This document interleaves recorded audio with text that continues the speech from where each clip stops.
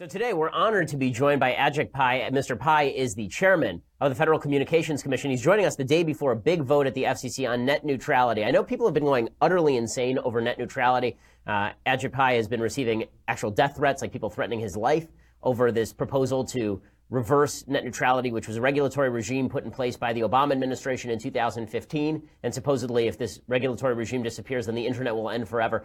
I am not an expert in this, as I've stated before, but Mr. Pai is. So, Ajit Pai, thanks so much for joining the Ben Shapiro Show here.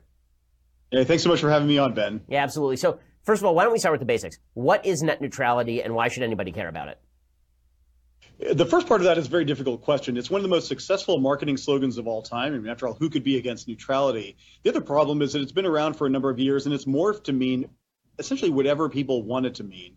But at the end of the day, what it means to most advocates is putting the government, bureaucrats and lawyers here in Washington, in charge of how the internet is governed. And that's a basic question. If you want the government to start running the internet, then you favor net neutrality. If you favor a free market approach, as I do and as many other people do, then you want the light touch approach we had prior to 2015 when these regulations were imposed.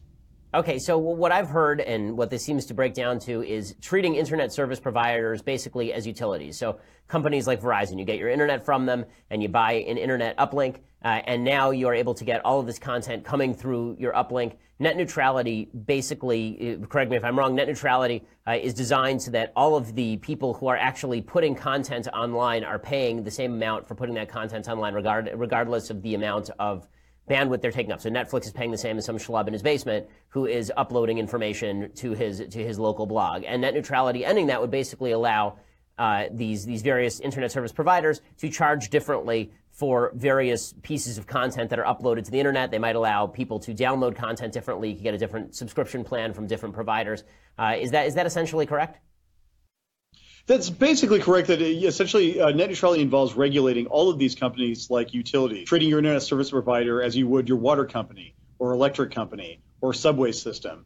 And the argument I've made is the internet is not like any of those things. It's certainly important increasingly in our daily lives, but the internet also scales dramatically over time. And 20 years ago, we were talking about 28K modems and AOL CD-ROMs in the mail and email being the killer app. Now we're talking about gigabit fiber and 4G LTE and high-definition wireless streaming. And so the way the internet has developed is scalable, so to speak, in a way that utilities, as we traditionally think about them, are not. And the argument I've made is that treating the internet like another slow-moving utility guarantees that you're going to have a slow-moving utility providing the internet. And that's the last thing I think that consumers want. They seem to want better, faster, cheaper internet access, not another DMV in their lives. So the question that I've heard from the other side on net neutrality has basically been that while we say that there should be open competition, maybe new internet service providers will come in, smaller internet service providers to compete and drive the price down and drive the quality up, just as with every other good in the marketplace. The local monopolies, local regulations make it nearly impossible for there to be that many internet service providers in a given area. So we may say that, Comcast, okay, fine. Let's say that Comcast wants to privilege Netflix and downgrade Hulu, for example. And we may say, okay, well, there'll be another internet service provider. We'll just not use Comcast anymore. We'll use Verizon, and no problem. We'll switch over because obviously we don't like how they're doing business.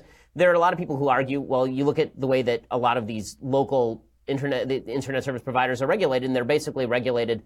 They're treated like monopolies. They're given special privileges by local government. Do we have to attach conditions to that to deal with that fact that maybe you only have Comcast? So if Comcast is privileging Netflix, you have no choice but to have Comcast.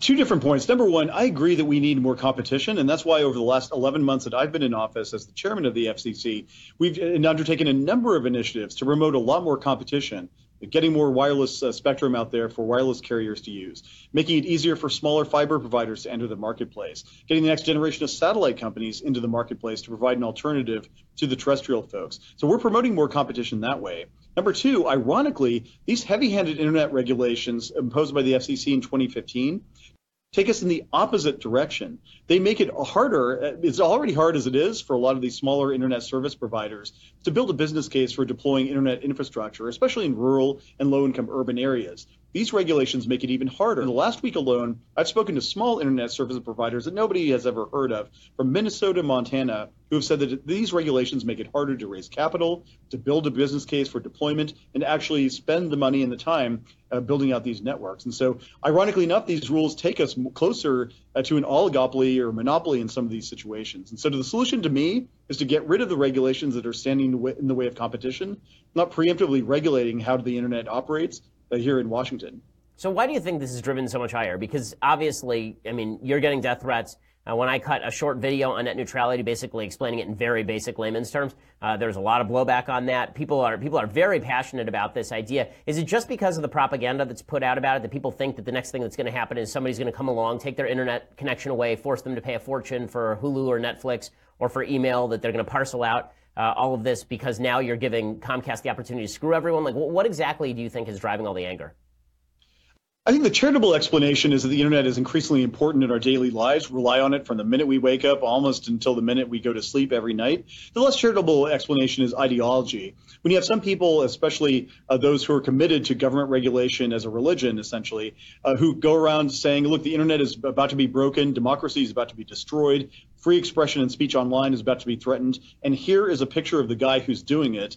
That is an ideological commitment. It has nothing to do with the facts. It has everything to do with their ideology, which is the government should rule everything and any dissenting views should be squelched. And people who advocate for those views should be demonized personally. Well, it is a big vote, and that's coming up at the FCC tomorrow. So if you have input, then make sure that you get it over to the FCC today, because the vote is happening tomorrow. Ajit Pai, Chairman of the Federal Communications Commission, thanks so much for joining us here on the Ben Shapiro Show. And thanks for the work that you're doing to deregulate, because obviously the regulatory regimes put in place as sort of a poison pill by the Obama administration with the help of the media are not going to benefit, I think, consumers either in the short or the long run. So thanks for the hard work you're doing. Really appreciate it. And as I've often said, hell hath no fury like a regulator bored. So we're trying to infuse more of the free market approach here at the FCC to make sure that we let the private sector do the heavy lifting, not bureaucrats here in Washington. Well, we appreciate it. Ajit Pai, again, Chairman of the Federal Communications Commission, thanks so much for joining us.